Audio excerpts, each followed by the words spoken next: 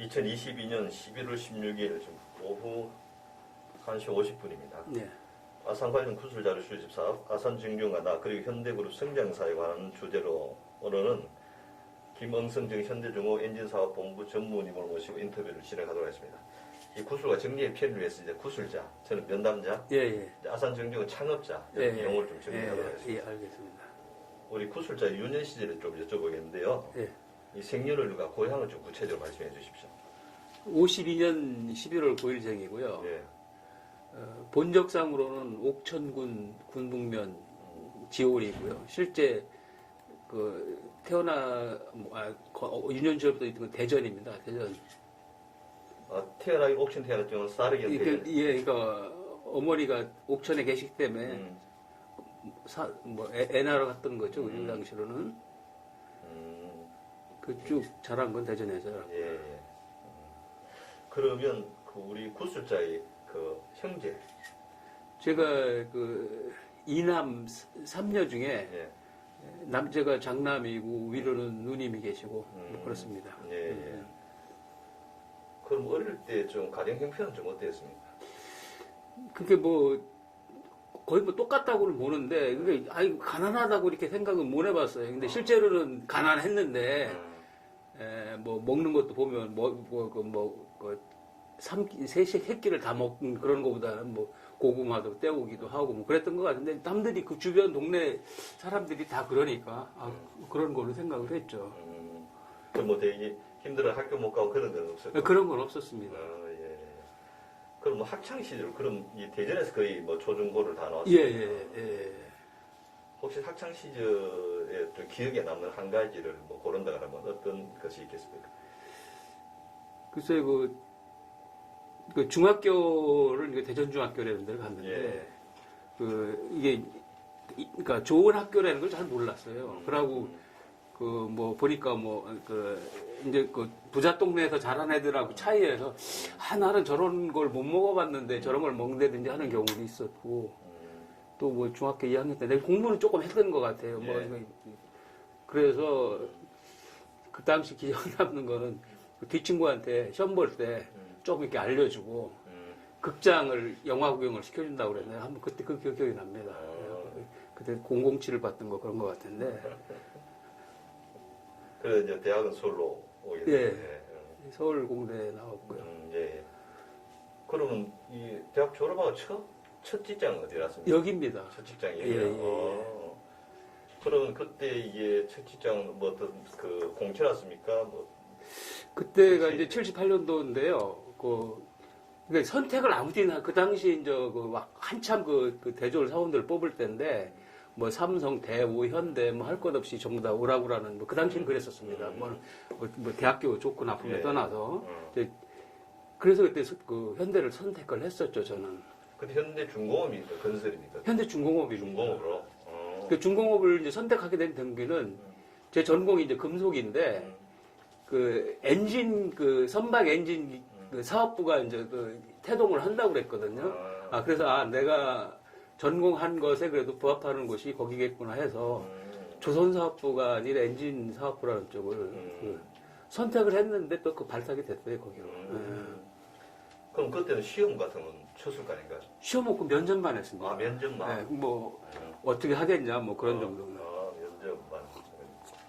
그러면 입사해가지고 첫 발령받은 부서는 어디죠? 그러니까 엔진 사업부고요. 엔진기계 사업부에 부서로서는 그다음에 공장들이 이제 막 짓고 있었는데 주물 공장이었습니다. 주조 공장. 제가 아까도 금속 전공했다고 했지만 주조 공장을 이제 짓기 시작하면서 했습니다. 짓기 시작하면서 그냥 인원을 뽑았네 그러니까. 예.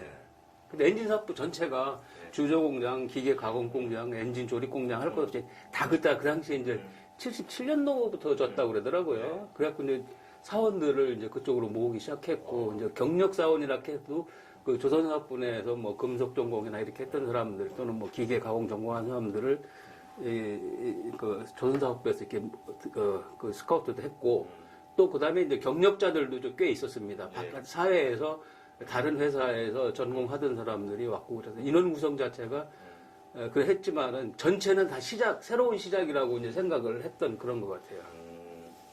그럼 이제 서울에 계시다가 이제 울산 그때는 촌이잖아요, 그렇죠? 울산 쪽 왔을 때 좀 느낌 어땠습니까?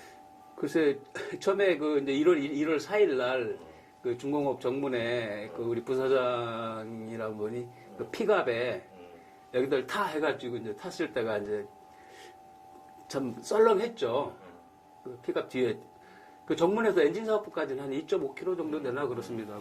그래 들어갔는데 뭐 글쎄 시골 뭐 큰 그런 느낌은 안 받았어요. 그 당시는 어느 정도 그 중고 조선 사업 조선이 또 한 4, 5년은 됐기 때문에 좀 그랬죠. 뭐 기반 시설 좀 갖춰져 있었다.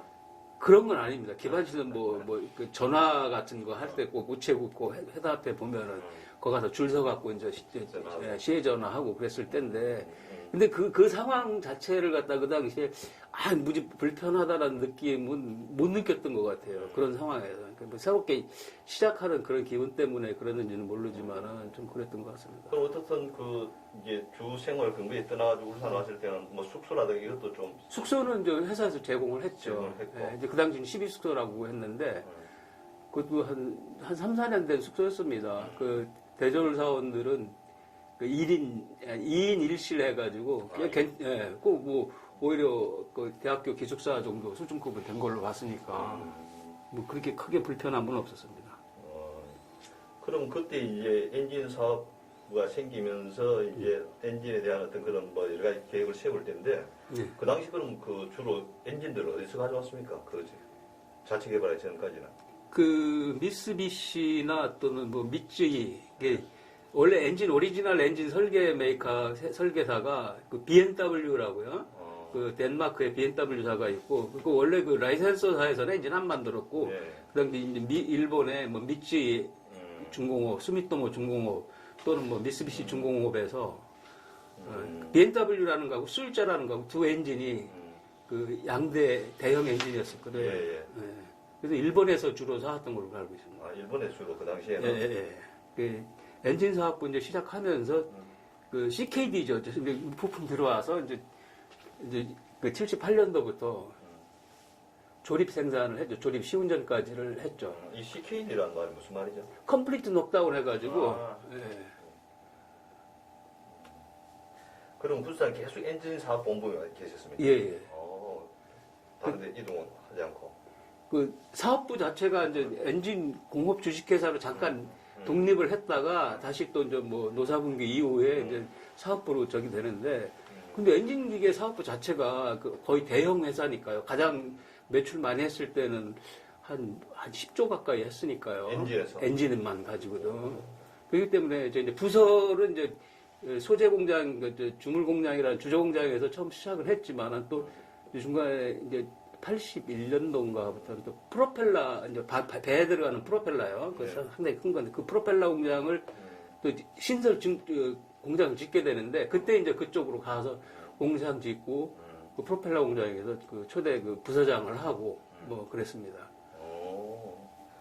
그럼 이제 오셔가지고 이제 오자마자 이제 주조 공장에 캐스팅이라는 거예요. 틀 만드는 거예요. 그 틀은 프로펠러 틀인가 뭐 어떤? 아니고 엔진에 들어가는 그 엔진 블록에 들어가는 거니까 그 뭐 이해하기가 곤란하실지 모르지만은 그 큰 거는 중량으로 얘기하면 하나 블록 자체 하나만 가지고도 한 20톤 되거든요. 더 큰 거는 그 두 개 묶어서 한 30, 40톤씩 되는 거니까 크죠. 무지 큰 거라고 대형이죠. 완전 대형. 그럼 이게 와서 최초로 우리 기술로 개발한 것이 뭐죠? 어떤 엔진이죠? 저희가 그 라이센서 없이 우리가 라이센서가 됐던 엔진은 힘센 엔진이라고 그거가 몇 년도가 되겠나 한 90년대 중반 정도 되겠나? 90년대 중반.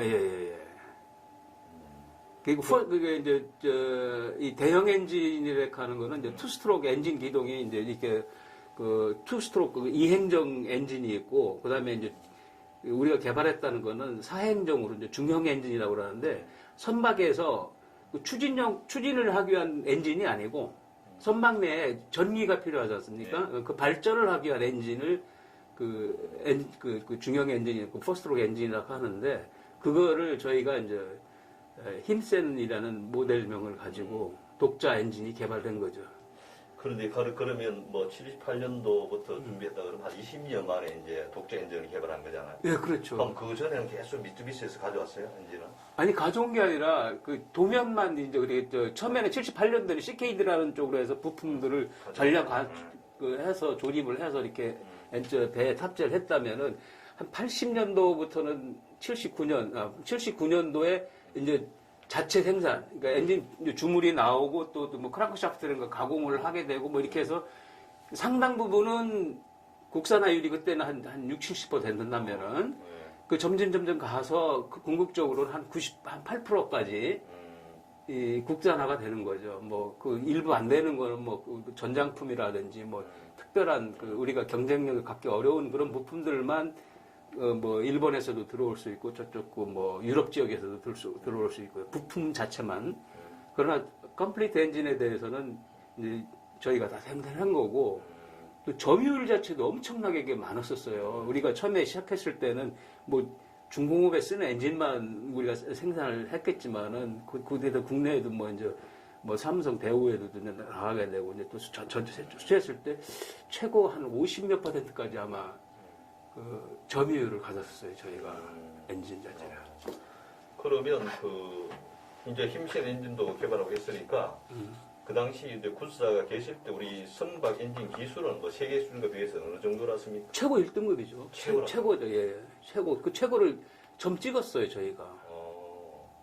그럼 일본이나 이런 그 기술 완전히 앞질러버린 거예요? 그렇죠. 그렇다고 저는 봅니다. 그리고 어차피 그 생산량 자체가 우리가 월등하니까.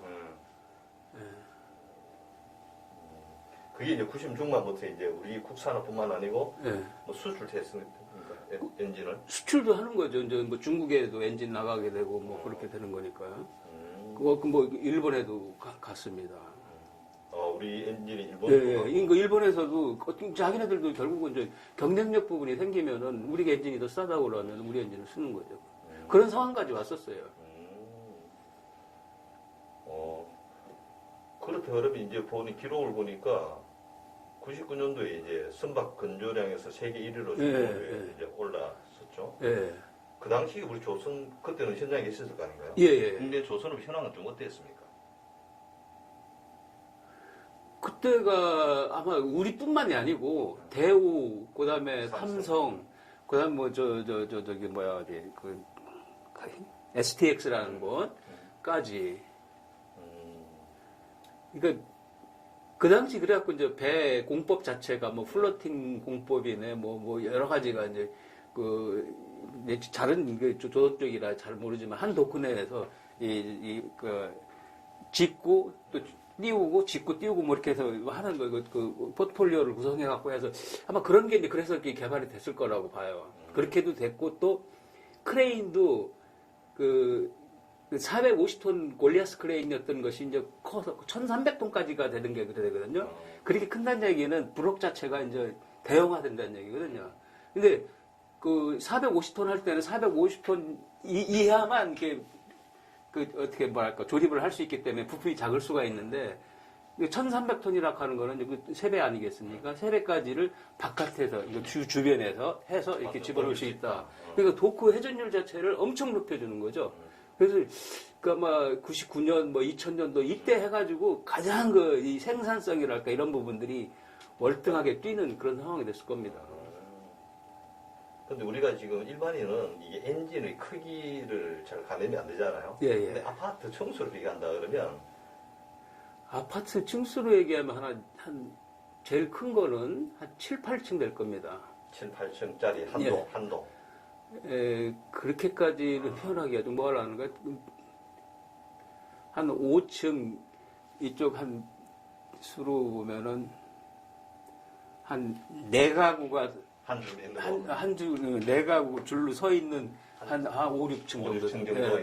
그 엔진 하나의 크기를 근데 그런 엔진 배는 몇 개가 들어가요? 하나죠. 하나죠. 추진용으로는 하나 들어가고, 아까 얘기한 힘센 엔진이라는 그 중형 그 퍼스트로크 엔진은 배에서 그게 한 대여섯 개 정도 들어가, 뭐 많게는 7, 8개도 들어가고 배 하려면 뭐 조명이라든지 뭐 그다음에 여러 가지 이제 전기 크면 클수록 이제 예, 많이 예, 가니까. 전기를 일으키는 발전기만 들어가는 겁니다. 발전기에 들어가는 엔진이죠. 그러면 그 구수대에서는 어떤 그 엔진 사업은 계신데 혹시 해외 근무 경력은 없습니까? 해외 근무는 없습니다. 아, 해외는 예, 없어요. 뭐 출장은 뭐 잘 다녔지만은 그럼 계속 이제 뭐 엔진 사업 본부에서 예, 예. 그렇게 한 곳에 있다가 퇴직하기도 쉽지 않을 텐데. 아니, 몇 번 옮겼던데 보니까. 아니 아까도 말씀드린 대로 큰 회사 그러니까 사업부 자체가 큰 대형 회사 이상이 되니까 거기에서 제가 이제 부서는 그래도 가장 많이 옮긴 사람 중에 한 사람이거든요. 아, 엔진 안에서. 그러니까 이제 초대 이제 소재 공장이 주물 공장이라는 데서 시작을 했고 그 프로펠러 공장이 그 또 배에서 3대 요소입니다. 프로펠러가 선체가 있고요, 엔진이 있고 그다음에 프로펠러가 있습니다. 이 프로펠러가 그 결국은 그 돌아가니까 배가 진행을 하는 거거든요. 그래도 그 3대 요소라고 할 정도로 기술적으로 많이 그 개발되는 곳인데 그 프로펠러 공장을 그 프로펠러도 전체는 일본에서 거의 전량 수입을 해왔었지만은 그 프로펠러 공장을 그 고베라는 데하고 기술 대회하면서 제가 그때 말씀드린 한 84년부터 이제 저희가 본격 생산하게 되는데 그것도 한 2, 3년 내에 그 고베라는 데를 이제 따라잡고 한 4년, 5년 뒤에는 고베가 문을 닫습니다.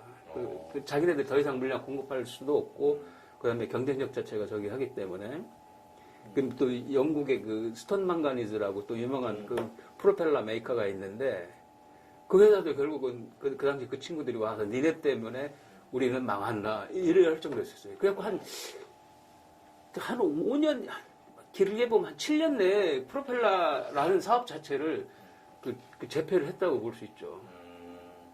그럼 군사께서는 우리가 완전히 일본을 엔진 부분 압도했다고 느낀 시점은 어느 정도 몇 년 정도로 보시겠습니까? 제가 느끼는 거는 거의 이제 2000년 됐죠. 2000년 네, 됐을 때. 예, 한참 저기 할 때. 그때가 이제 엔진이 없어서 못 판다고 할 정도였으니까. 그때는 완전히 일본이 이제 앞질러가지고 예, 예. 그 힘센 엔진 개발되고 난 뒤의 상황들이겠네, 거의 전부 다. 그 힘센 엔진하고 그 아까 얘기한 그 추진력을 위한 그 대형 엔진하고 힘센 엔진은 이제 구분이 되는데요. 힘센 엔진은 좀 다른 부분으로 이렇게 생각을 해야 되는데 그 대형 엔진만 가지고도 우리가 그 이제 추월을 했다고 생각하는 게 한 그 1990년대 말 그래 되는 걸로 봅니다. 혹시 우리 창업자를 직접 뭐 가까이든 멀리든 뵌 적은 있었습니까? 그 78년도에 그 입사해서 저희가 한 것 중에 하나가 공장 짓는 거 뭐 이렇게 그 뭐 인부들 뭐 도와주고 뭐 쫓아다니고 뭐 청소하고 그러는 거였었는데 그때 왕 회장님께서 이제 순시를 가끔 이렇게 하는데 그 떴다 이제 사람들이 전체가 이제 구경하고 그랬죠. 이렇게 몰래 이렇게 아 저분이 그 회장님이구나. 되게 씩씩하게 걸치기도 하고 차에서 딱 내리면은 누구 뭐 고생한다고 이렇게 압수해주고 하는 뭐 그런 장면은 몇 번 봤지만은 그리고 또 뭐 체육관에서 이제 신년사 하실 때 뭐 이렇게 가게 되면 그때 한두 번 정도 보고 직접 뭐 대면하고 그러지는 못했습니다. 뭐 그 예를 들면 많은 분들이 이제 그 신입사원 뭐 수련회 이런 얘기를 많이 하던데 그거는 따로 뭐 이게 중공업 쪽에 수련회는 안 오시고요. 건설 쪽에 수련회를 예. 그 많이 에피소드로 나오는 거는 거의 현대 건설. 건설. 예. 중공업이 독립되고 나서는 그 중공업 쪽에는 그 힘사원 그 거기에는 안 오신 것 같아요. 신입사원 건 없었다 이거죠. 예. 건설 쪽은 계속 하셨던 것 같고요. 예. 혹시 이제 구수장 그러면 현대에만 몇 년 근무하셨죠? 그럼? 제가 3년 했습니다. 78년도 입사해가지고 2010년도 12월에 퇴사했으니까요. 한 곳에서 그쵸, 퇴사라고 볼 수 있죠. 아니 대부분은 이제 정년하고는 서울이든 어디 다른 고향 찾아가시든 울산에 정착하게 된 계기가 있습니까? 아니 뭐 굳이 2년 다른 회사에서 그 한택이라는 회사에서 사장을 한 2년 했어요. 해기는 그렇지만 전부 다 울산입니다. 뭐 갈 데가 없는 거죠. 뭐 대전이라 가봤자 친구들 뭐 근데 같이 있어야지 저기 가까운 거지 멀리 있으면 요새 뭐 하는 게 뭐 카톡이나 뭐 이런 쪽에서 그냥 뭐 안무나 전하고 그러는 것이 실제 보면은 그렇게 반갑게 나는 생각을 합니다. 예. 그럼 33도 근무하셨다 그러면 구슬자가 생각한 현대 정신은 무엇이라고 정의할 수 있겠습니까? 그래서 지금도 그게 남아있다고는 볼 수 없는 모르겠는데, 뭐 도전적인 부분이 아닌가 생각하는데요. 도전 정신이다. 예, 근데 지금 이렇게 후배들 얘기 들어보면은 그 상황이 너무 지금 약해진 것 같아요. 그러니까, 우리 할 때는, 그러니까 소위 뭐 어떤 일을 하더라도, 이게 실패를 하더라도, 회장께서도 말씀을 많이